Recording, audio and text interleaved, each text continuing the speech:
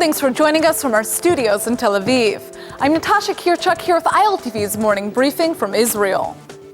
3 Israelis are dead and 11 Israelis are wounded after yesterday's fatal suicide bombing in the Turkish city of Istanbul, and 5 of the injured have been flown to Israel for treatment.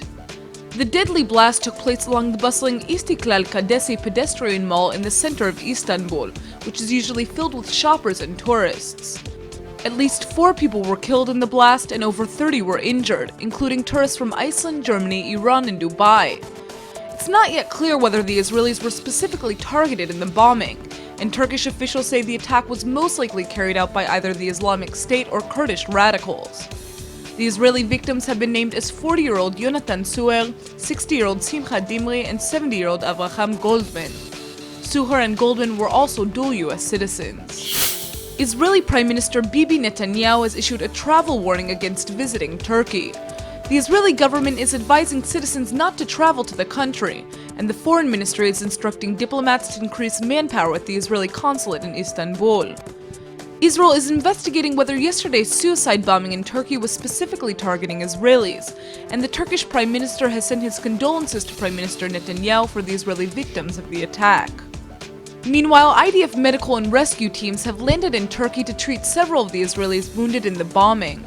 Turkish officials say that 2 Israeli victims are in critical condition, 2 more are in moderate condition, and 6 have been lightly injured. The victims were part of a 14-member group on a culinary tour to Turkey.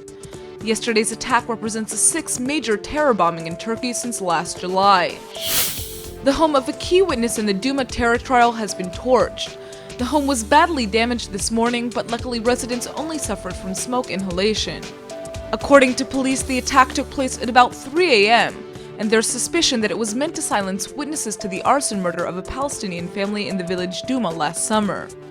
In January, prosecutors filed indictments against 2 Jewish suspects for killing 3 members of the Dawabshah family, including an 18-month-old baby.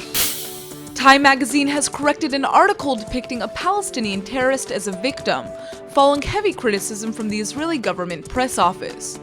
The story originally reported on the October 13th terror attack in Jerusalem, in which 2 Palestinian men boarded a public bus and killed 3 Israeli passengers, but it referred to one of the attackers as a graphic designer who was killed by Israeli security forces after trying to carry out an attack in Jerusalem. The story gave no further details about the assailant Baha Alyan or his victims, but following pressure from the Israeli government, the story has now been changed. Time magazine has now added a passage to the article which clarifies Alyan was shot after carrying out a deadly attack, but has not apologized.